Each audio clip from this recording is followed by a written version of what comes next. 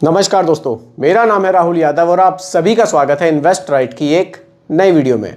दोस्तों, जैसा कि आप सभी जानते हैं कि कमेंट्स वाली सीरीज चैनल पर अभी तक कंटिन्यू है और ये आगे भी चलती रहेगी। जब तक आप लोगों के कमेंट्स आते रहेंगे ये सीरीज भी आगे बढ़ती रहेगी। तो दोस्तों, इसी सीरीज में एक टॉपिक मैंने आज की वीडियो के लिए पिक किया है। इन सर ने कई बार मुझे कमेंट किया है। इनका कहना है कि लमसम इन्वेस्टमेंट ये करना चाहते हैं, एसबीआई में ही करना चाहते हैं। ये चाहते हैं कि एसबीआई के फ्लेक्सी कैप में इन्वेस्ट मैं करूं या फिर एसबीआई के मैं मिड कैप में करूं, जो SBI magnum mid cap fund आता है उसमें करूं। तो दोनों में कंपैरिजन ये चाहते हैं कि दोनों फंड्स का कंपैरिजन आप कीजिए, बताइए कि कौन सा बढ़िया रहेगा। तो चलिए आज की वीडियो में SBI magnum mid cap fund और एसबीआई फ्लेक्सी कैप फंड में कंपैरिजन करेंगे और देखेंगे कि लॉन्ग टर्म में हमारे लिए कौन सा फंड ज़्यादा बेनिफिट वाला साबित हो सकता है। और दोस्तों, आप सभी लोग वीडियो को बहुत ही ध्यान से देखिएगा और समझिएगा, क्योंकि यहाँ एक चीज़ मैं आप सभी को समझाऊंगा बिल्कुल सिंपल भाषा में। तो चलिए वीडियो को स्टार्ट करते हैं। और देखिए दोस्तों, कुछ लोग कमेंट्स भी कर रहे हैं कि सर आप एसबीआई की वीडियोस ज़्यादा बनाते हैं। देखिए ऐसा नहीं है, मैं सिर्फ आपके टॉपिक्स पर वीडियो बनाता हूँ। जैसे सर का टॉपिक है कि मुझे एसबीआई में ही निवेश करना है, एसबीआई फ्लेक्सी कैप और मिड कैप में कंपैरिजन कीजिए, तो मैं आपके टॉपिक्स जो आपके कमेंट्स आते हैं उन पर ही वीडियो में ज़्यादा क्रिएट करता हूँ। इसीलिए आपको लगता है कि मैं एसबीआई पे ज़्यादा बना रहा हूँ। कमेंट्स ही एसबीआई के लिए सबसे ज़्यादा मेरे पास आते हैं। और दोस्तों, आप लोगों के मन में भी कोई डाउट हो, बिल्कुल आप लोग भी कमेंट करके मुझसे पूछ सकते हैं। आपके टॉपिक पर भी वीडियो में ज़रूर बनाऊंगा। चलिए स्टार्ट करते हैं। देखिए, SBI mid cap, SBI magnum mid cap fund है ये, और एक तरफ हम रखते हैं SBI flexi cap. Flexi cap, अब देखेंगे कि दोनों फंड्स में से कौन सा फंड ज़्यादा बढ़िया है। देखिए, म्यूचुअल फंड में दो चीज़ें आप देखिए, दो चीज़ें आपको जो भी आप इन्वेस्टमेंट करते हैं वो दो चीज़ों से ज़्यादा अफेक्ट होता है। एक तो आपकी रिस्क टॉलरेंस क्या है, आप कितना ज़्यादा रिस्क म्यूचुअल फंड में ले सकते हैं, और दूसरा ड्यूरेशन, आप कितने समय के लिए इन्वेस्ट कर रहे हैं। तो ये दो फैक्टर हैं जिनका बहुत इफेक्ट हमारे रिटर्न्स पर पड़ता है। तो ये चीज़ें आपको क्लियर होनी चाहिए कि आप कितना रिस्क ले सकते हैं, और दूसरी कि आप कितने टाइम के लिए पैसे को निवेश कर रहे हैं। चलिए पहले बात करते हैं एसबीआई के फंड के बारे में, SBI magnum mid cap fund के बारे में। चलिए मिड कैप कैटेगरी पर चलते हैं और देखते हैं कि एसबीआई का ये फंड कैसा है, रिटर्न्स इस फंड ने पास्ट में कैसे जनरेट किए हैं, और मेन चीज़ है होल्डिंग्स। इसका जो पैसा है, डाइवर्सिफिकेशन कैसा है, ये हमारा पैसा जो हम इन्वेस्ट करेंगे उसका डाइवर्सिफिकेशन ये फंड्स किस तरह से कर रहे हैं। देखिए, सबसे पहले फंड साइज़ की बात करूं, 16,459 करोड़, 16,459 करोड़ रुपए का फंड साइज हमें देखने को मिलता है। Holdings large cap, mid cap और स्मॉल कैप, तीनों जगह होल्डिंग्स देखेंगे कैसी है दोनों फंड्स में, ताकि चीज़ें हमें डिटेल में क्लियर हो। देखिए, पूरी कोशिश करूंगा बिल्कुल सिंपल वे में आपको समझाने की, क्योंकि म्यूचुअल फंड का जो टॉपिक है ना, मैं जानता हूं ये बहुत कॉम्प्लिकेटेड है, बहुत लोग इसमें फंसते हैं, समझ ही नहीं आता कि आखिर समझाया क्या जा रहा है। मैं बिल्कुल सिंपल वे में कोशिश करूंगा ताकि सब चीज़ें आपको क्लियर हो सके, आप अपने इन्वेस्टमेंट का डिसीजन खुद से ले सके, आपको ज़रूरत ही नहीं पड़ेगी किसी की। आप खुद से इतना कॉन्फिडेंस आपके अंदर आ जाएगा कि हाँ, मैं इस फंड में इन्वेस्ट करूंगा या फिर मैं इस फंड में इन्वेस्ट करूंगा। चलिए, यही मेरा उद्देश्य है मेरे चैनल का, कि आप लोगों को सारी चीज़ें मैं धीरे धीरे क्लियर कर सकूँ। देखिए, सीधा होल्डिंग्स पर आएंगे। लार्ज कैप में 7.75%, 7.75%, मिड कैप में 65.02% और स्मॉल कैप में 18.48%। ये इस तरह से पैसे का डाइवर्सिफिकेशन हमारा किया जाना है। रिटर्न्स भी अभी लेकर चलते हैं। लास्ट के 5 ईयर्स में 22.91% के CAGR रिटर्न्स हमें देखने को मिले हैं। यहाँ तक क्लियर है। अब आ जाते हैं एसबीआई फ्लेक्सी कैप फंड पर।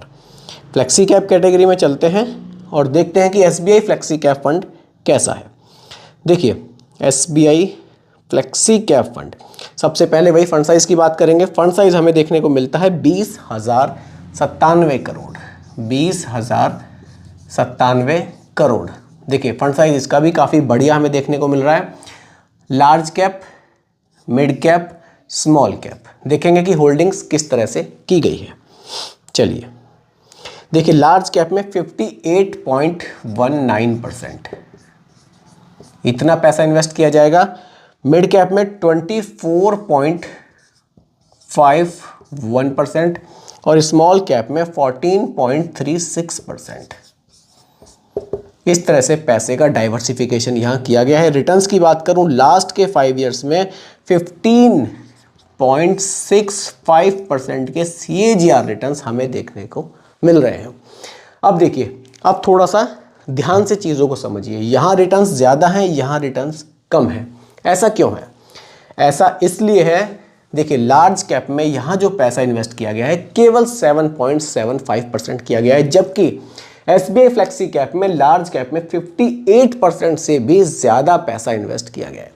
लार्ज कैप का मतलब है इंडिया की टॉप 100 कंपनीज। टॉप 100 जो कंपनीज है वो बहुत बड़े साइज़ की कंपनियां हैं, वेल स्टेबलाइज्ड कंपनियां हैं, तो वहाँ से जो रिटर्न्स है वो बहुत ज़्यादा आपको नहीं मिलता है, लेकिन एक सिक्योरिटी आपको मिलती है, रिटर्न्स में स्टेबिलिटी आपको मिलती है। जो टॉप 100 जो कंपनीज होंगी वो एकदम से ऐसा नहीं है कि बंद हो जाएंगी या उनके शेयर्स एकदम से बहुत ज़्यादा डाउन हो जाएंगे, वो स्टेबिलिटी आपको देती है।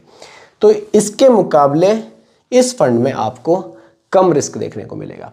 कम रिस्क इसलिए देखने को मिल रहा है क्योंकि लार्ज कैप में एक्सपोजर यहाँ बहुत कम है और यहाँ बहुत बढ़िया एक्सपोजर आपको देखने को मिल रहा है।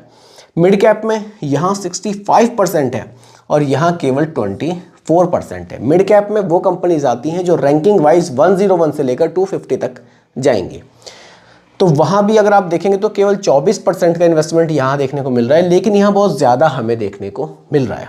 स्मॉल कैप में तो लगभग आप मान लीजिए ऑलमोस्ट सेम, ये 3-4% का डिफरेंस है, बहुत ज़्यादा नहीं है, फिर भी स्मॉल कैप में भी एक्सपोजर यहीं ज़्यादा है।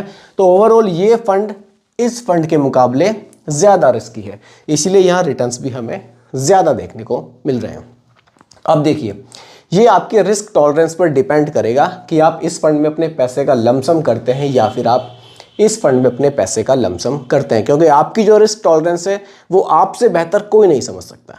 मेरी जो रिस्क टॉलरेंस है, मैं जानता हूँ कि हाँ मैं 5 लाख रुपए लमसम कर रहा हूँ। अगर मेरी रिस्क टॉलरेंस अच्छी है तो बिल्कुल मैं ज़्यादा रिस्क वाले फंड में इन्वेस्ट कर सकता हूँ, लेकिन मेरी रिस्क टॉलरेंस इतनी अच्छी नहीं है, मुझे लगता है कि नहीं यार, रिटर्न्स चाहे मुझे कम मिल जाए लेकिन मैं रिस्क नहीं लूँगा ज़्यादा, मैं कम रिस्क वाले फंड्स में इन्वेस्ट करूँगा, तो फिर मैं फ्लेक्सी कैप फंड में इन्वेस्ट कर सकता हूँ। देखिए फ्लेक्सी कैप में एक चीज़ आपको और डिफरेंस देखने को मिलेगा, यहाँ फंड मैनेजर अपने हिसाब से, यहाँ फ्लेक्सिबिलिटी है फंड मैनेजर के पास कि वो लार्ज कैप, मिड कैप और स्मॉल कैप का जो ये इन्वेस्टमेंट है इसको मार्केट कंडीशन के हिसाब से चेंज भी कर सकते हैं। लेकिन उसके बावजूद भी अगर आप देखेंगे फ्लेक्सी कैप फंड को, कभी भी आप अगर गौर करेंगे तो लार्ज कैप में आपको एक्सपोजर हमेशा ज़्यादा ही देखने को मिलेगा। ऐसा देखने में आया है पास्ट में भी कि लार्ज कैप में होल्डिंग्स हमेशा ज़्यादा ही रहती है, ताकि जो फंड के रिटर्न्स हैं वो हमें फ्लेक्सिबिलिटी उसमें ना रहे, जो रिटर्न्स हैं हमारे उसमें स्टेबिलिटी हमें मिलती रहे। तो इसीलिए फ्लेक्सी कैप जो फंड्स होते हैं, फंड मैनेजर उसमें लार्ज कैप में एक्सपोजर हमेशा ज़्यादा बना कर रखते हैं। तो यही दोनों में मेजरली डिफरेंस था। यहाँ 15% का रिटर्न है, यहाँ लगभग 23% का रिटर्न है। तो अगर आप इन फंड्स में अपने पैसे को इन्वेस्ट करते हैं तो आप, मैं थोड़ा कैलकुलेट करके भी आपको बता सकता हूँ। वैसे तो देखिए, आपने मुझे अमाउंट भी नहीं बताया कि आप कितना रुपए यहाँ लमसम करना चाहते हैं, तो आप जितने रुपए भी लमसम करना चाहते हैं आप उसको कैलकुलेट कर सकते हैं कि यहाँ आपको लगभग 23% का रिटर्न और यहाँ लगभग 15.5% का रिटर्न आपको मिल रहा है। तो दोस्तों यही आज का टॉपिक था, एसबीआई मिड कैप और एसबीआई फ्लेक्सी कैप में मेनली क्या डिफरेंस हमें देखने को मिल रहा है, किस फंड में हमें ज़्यादा रिस्क देखने को मिल रहा है, किस फंड में हमें स्टेबिलिटी रिटर्न्स में ज़्यादा देखने को मिल रही है। तो दोस्तों उम्मीद करता हूं कि टॉपिक आपको पूरी तरह से क्लियर हुआ होगा। फिर भी कोई कंफ्यूजन हो आप मुझे दोबारा कमेंट कीजिएगा, रिप्लाई मैं आपको ज़रूर करूंगा। बाकी दोस्तों रिकमेंडेशन ये नहीं है, एजुकेशनल पर्पस वीडियो आप लोगों के लिए बनाया गया है। वीडियो कैसी लगी कमेंट में ज़रूर बताइएगा, पसंद आई हो तो लाइक शेयर भी कीजिएगा, और मेरे चैनल पर अगर आप नए हैं इसको भी सब्सक्राइब आप ज़रूर कीजिएगा। नमस्कार।